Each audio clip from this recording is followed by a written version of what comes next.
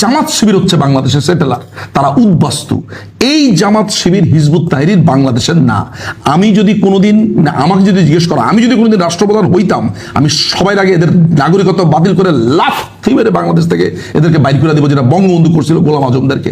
কারণ এই দেশে পাহাড়ি বাংলাদেশি, এই দেশের হিন্দু বাংলাদেশি, মুসলিম বাংলাদেশি, কিন্তু জামাত শিবির বাংলাদেশি না। কারণ ওরা রাজাকারের বাচ্চা, ওরা ছিল পাকিস্তানের সাথে। একই সাথে আমি সরি টু সে যে রাজা ত্রিদীপ রায় সেও হচ্ছে রাজাকার, তার গোষ্ঠীকেও আমি বাংলাদেশে রাখতে চাই না। কিন্তু আনফর্চুনেটলি ত্রিদীপ রায়ের ফ্যামিলি নিয়ে কিছু বললে বলে যে না, ওনারা এই না সেই না, ওনারা থাকতে পারবে না কেন? এই ত্রিদীপ রায়ের নেতৃত্বে বাংলাদেশে এই রাজাকাররা সেখানে বাসা বাঁধছিল ওই জায়গাটাতে। কেন? পাহাড়ের জনগোষ্ঠী বাংলাদেশের মুক্তিযুদ্ধ করে নাই? অসংখ্য মুক্তিযোদ্ধা আছে পাহাড়ে, বা চাকমা, মারমা, মগ, মুরং, সাঁওতাল। সুতরাং আমার কথা হচ্ছে কনসেপ্ট অফ বাংলাদেশ এটা ঢুকা দিতে হবে।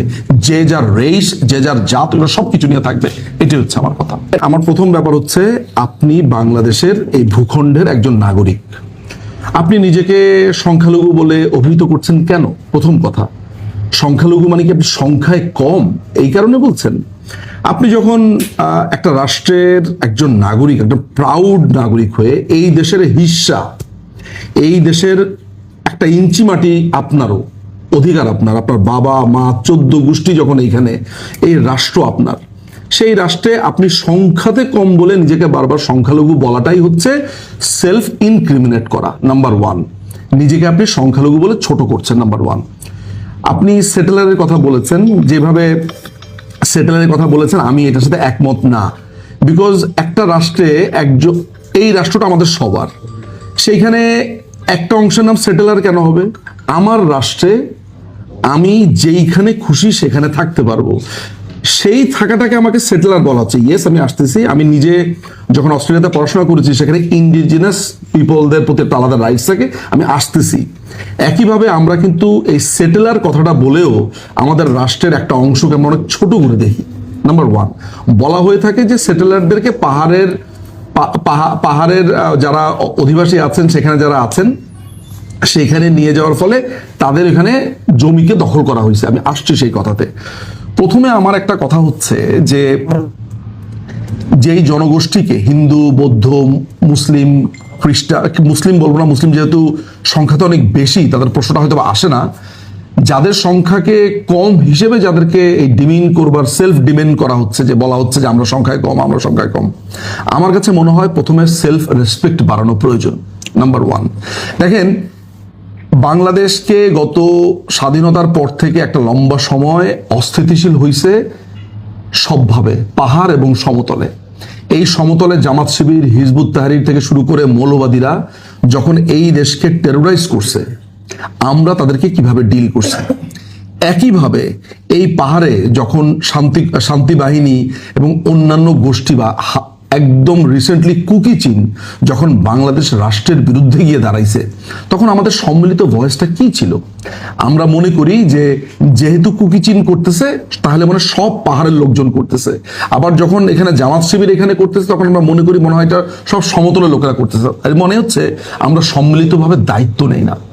আমি যেদিন থেকে মনে করব যে আমার ছোটবেলার বন্ধু ছিল আপনার প্রাবো চাকমা, যেদিন থেকে মনে করব প্রাবো চাকমা আমার ভাই, যেদিন থেকে মনে করব সন্তুল আরমা আমার ভাই, সন্তুল আরমা আমার শত্রু না, যেদিন থেকে আমি মনে করব যে পাহাড়ে যারা আছে তারা আমার ভাই, হ্যাঁ, তার জাতীয়তা, সে হচ্ছে, তার বিভিন্ন জাতীয়তা থাকতে পারে, ভূখণ্ডের নাগরিক হিসেবে সে বাংলাদেশি, এইটা আমাকে নিশ্চিত করতে হবে যে সে যেই পরিবেশে বড় হয়েছে, তাকে যেইভাবে তার খাদ্যাভ্যাস, তার মাতৃভাষা, যতদিন পর্যন্ত আমরা এগুলোকে রেসপেক্ট করতে না পারবো, আমরা কি এখনো পর্যন্ত পাহাড়ে যারা জন্মেছে তাদের মাতৃভাষাকে পুরোপুরি নিশ্চিত করতে পারছি?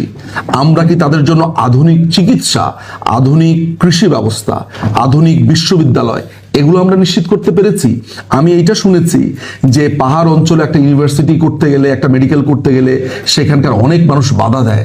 তারা বলে আপনারা এখানে এসে আমাদেরকে, আমার কথা হইতেছে যে মানে এইটা কেন হবে? আপনারা কি কখনো এটা প্রতিবাদ করেছেন যে পাহাড় অঞ্চলে একটা ইউনিভার্সিটি করতে গেলে সেখানকার লোকেরা এসে সন্ত্রাসীদের বাধা দেয়, বলে যে সমতলের লোকেরা এসে তোমাদেরকে দখল করে নিবে? তাহলে আজীবন কি পাহাড়ের মানুষ এমনই থাকবে? তাদের কৃষ্টি, তাদের কালচারকে রক্ষা করে তাদেরকে আমরা আধুনিক যুগে নিয়ে যাব না? এই জিনিসটাতে আপনাদের সোচ্চার হওয়া উচিত। একইভাবে পাহাড়ের একটা মানুষের গায়ে যদি কোনোদিন কোনো অন্যায্য টাচ পড়ে, কোনো মানুষকে যদি সেখানে রাষ্ট্র কোনো নিপীড়ন করে, তাহলে সেটার ব্যাপারে সবাইকে সোচ্চার হইতে হবে। আমি এইটা মানতে খুবই নারাজ যে পাহাড়ে কোনো সমতল যাইতে পারবে না। আমি খুব লক্ষ্য করেছি একটা ব্যাপার, এবং আমি জানি না যে আপনার মতামত কি। আমি পাহাড়ের অনেক অঞ্চলের কাছে শুনেছি যে এখানে সেটেলাররা কেন আসবে, বাঙালি কেন আসবে?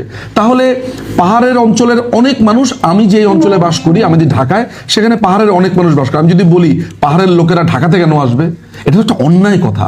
এই 56,000 বর্গ মাইলের প্রত্যেকটা ইঞ্চিতে যেমন প্রাবো চাকমা থাকতে পারবে, যেমন সন্তুল আর্মা থাকতে পারবে, ঠিক নিজুম মজুমদারও বাংলাদেশের প্রত্যেকটা ইঞ্চিতে সে তার ঘর বানাইতে পারবে লিগাল ওয়েতে। একজন পাহাড়ের যে ভদ্রলোক, তিনি জুম চাষ করেন, এটা তার সারা জীবন তিনি সেটা শিখেছেন। তার যে পাহাড়ের ইকোসিস্টেম, সেটাকে আমি নষ্ট করব না, আমাকে ওইটা মেনটেন করতে হবে। ওইটা প্রিজার্ভ করলে ওইটা ক্ষতি না। কিন্তু ওইখানে কোনো মানুষ গেলেই দেখলাম যে পাহাড়ের অনেক মানুষ খুব বিরক্ত হইতে থাকে। এটা কেন হবে? সেখানে দিনের পর দিন শান্তি বাহিনীরা আর্মির লোকজনদেরকে, আর্মিরা ওইখানে, আমি একটা কথা খুবই মানতে নারাজ, সেনাবাহিনীকে অত্যন্ত দানব হিসেবে দেখানো হয়। সেনাবাহিনীর ব্যাপারে আমার ভয়ানক লেভেলের রাগ আছে। সেনাবাহিনীর বেইমানি, সেনাবাহিনীর ইত্রামি, মধ্যযুগের দিকে তাদের ক্রমাগত যাত্রা, তাদের ভেতর তাদের হিজবুত তাহরির হয়ে ওঠা, তাদের জামাতি হয়ে ওঠা, এগুলো সমস্ত কিছু ছাপিয়ে পাহাড়ে যখন তারা ডিউটি করতে যায়, আমি লক্ষ্য করেছি যে তাদেরকে দানব হিসেবে দেখানো হয়। তারা কি, আমি কখনো মনে করি না যে তারা সেখানে দানবগিরি করতে যায়। শান্তি বাহিনীর লোকেরা কি নৃশংসভাবে সেনাবাহিনীর লোকজনদেরকে হত্যা করেছে, আপনি সেটা জানেন। এবং একইভাবে সেনাবাহিনীর লোকেরাও যদি ওখানে এক্সট্রা জুডিশিয়াল কিলিং করে, তার জবাব দিতে হবে। আমার কথা হচ্ছে একটা অ্যাকাউন্টেবিলিটি তৈরি করতে হবে।